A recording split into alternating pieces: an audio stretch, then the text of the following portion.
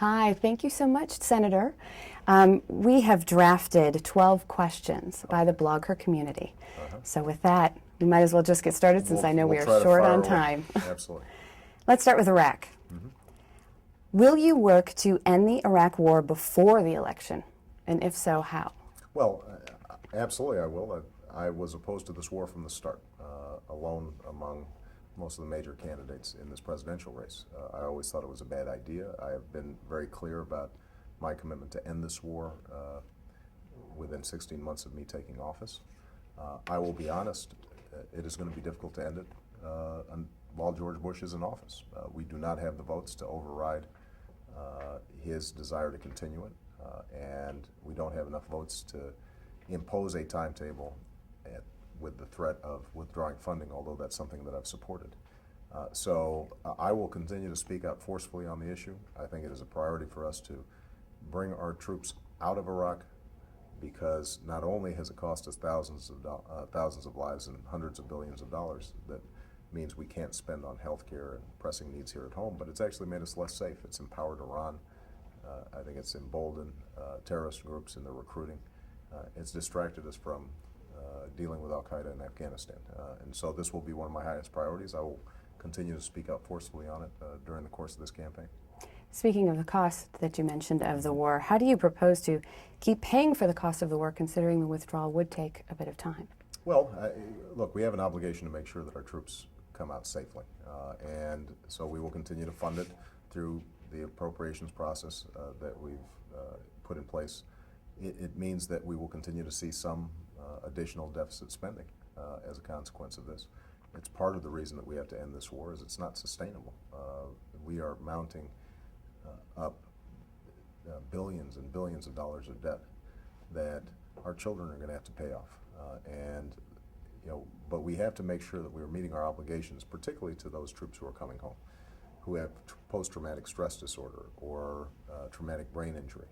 One of the tragedies of this this conflict has been the fact that so many are not being treated properly, not getting the mental health services they deserve. It's part of the reason why we have such a high homeless rate among veterans, and that's something I've worked on in the Senate, and I will commit to dealing with when I'm president, is making sure that we have zero tolerance for homeless veterans.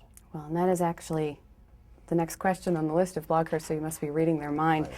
What are you physically going to do to help those veterans and the soldiers that are in need? What are those plans? Well, step number one is screening for everybody who's discharged. Number two, making sure everybody gets mental health services immediately upon discharge if they need them.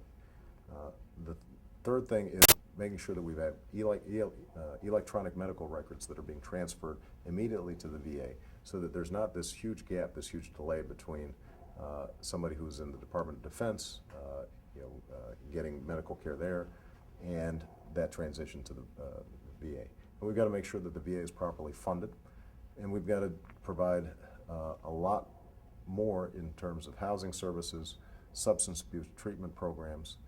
And I should add, by the way, that a lot of these issues don't just impact the soldier, but also the spouse. Families are strained in these situations, and so providing counseling for family members as well is vitally important. Moving on to health care, what is your position on requiring all major private Medicaid or federal health insurance plans to cover birth control? I believe in that very strongly. And in fact, I'm working currently to help make contraception accessible to students at colleges and universities, because as you may be aware, we've had a real problem, yes, a glitch in a federal law that was changed that is resulting in exponential increases in the cost of contraception for many college students, and that's something that I think we have to be very concerned about. Whatever people's positions on various issues, the one thing we should be able to agree on is that an unwanted pregnancy is something that we should try to discourage, and making sure that every woman has good health care, good reproductive health care, including contraception, I think is going to be a top priority of my administration as I provide universal health care to all people. How will you allocate scarce resources to help solve the country's healthcare crisis? Well, you know, the truth is that our resources aren't that scarce. It's just they're really poorly spent. We spend much more per capita on healthcare than any other nation. But because the system is so inefficient, we have essentially a disease care system instead of a healthcare system. And so what we want to do is to, number one, work with employers, if they're providing healthcare, to lower premiums for their workers by as much as $2,500 per family per year. If they don't have health care, if a person doesn't have health care, then we're going to allow them to buy into a pool that's similar to the plan I have as a member of Congress. There won't be exclusions for pre-existing conditions, and we will make sure that we are emphasizing prevention, regular checkups, regular mammograms, all the things that will actually make people healthier and reduce long-term costs. And that's going to be something that I try to get in place by the end of my first term as president. Moving on to the economy, how will you create federal public policy that helps families break the cycle of poverty? Well, this is something that I started working on when I was very young as a community organizer, dealing in some very poor communities. It's a complicated problem, and there are a lot of moving parts. It starts with just making sure that if people are working, they are getting an adequate income. And so the earned income tax credit, expanding that so that low-wage workers are lifted out of poverty if they're committed to working. That, I think, is the best anti-poverty program that we could have. Number two is providing the child care support, the transportation support, the health care support that many poor individuals, especially women, need in order to enter into the workforce. And we've neglected that. When I was in the state legislature in Illinois, after welfare reform was signed by Bill Clinton, one of our biggest priorities was getting those support systems in place, and we were able to do it a little more successfully than a lot of other states were able to do it. So that would be number two.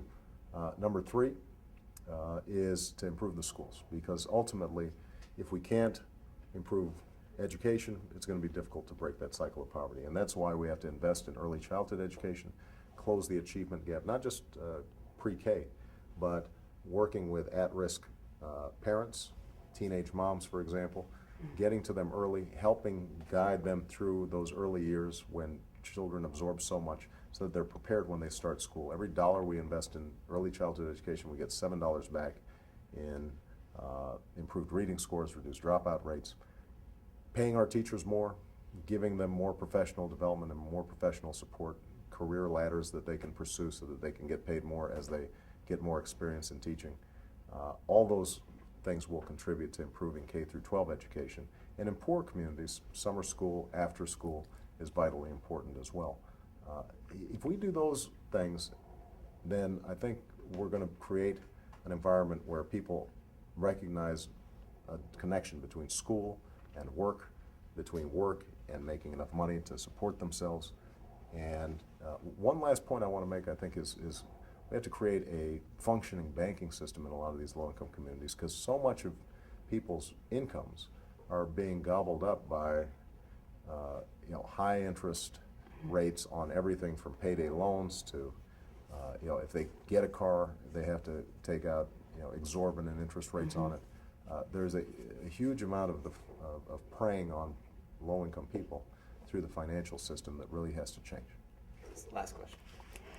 We are reaching the point of no return when it comes to climate change. What will your legacy on the environment be? Well, this is something that I take very personally. I grew up in Hawaii, and the beauty of the islands and the ocean reminds me that how fragile the planet is, and we are not treating it the way we need to. That's why I've been in long conversations with Al Gore and others. We've got to impose a serious cap and trade system that restricts the emission of greenhouse gases, using money that's generated from charges against polluters to develop solar, wind, biofuels, other sustainable energy approaches. We've got to raise fuel efficiency standards on cars, encourage smart growth so that we're not seeing sprawl.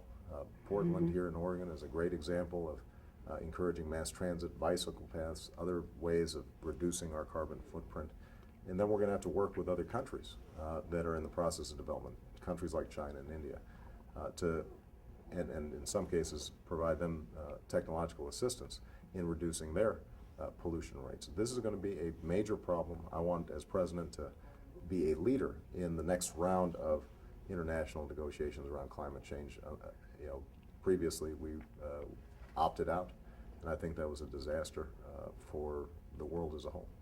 Thank you so much, Senator, and BlogHer thanks you. Thank you. I enjoyed it. Appreciate it.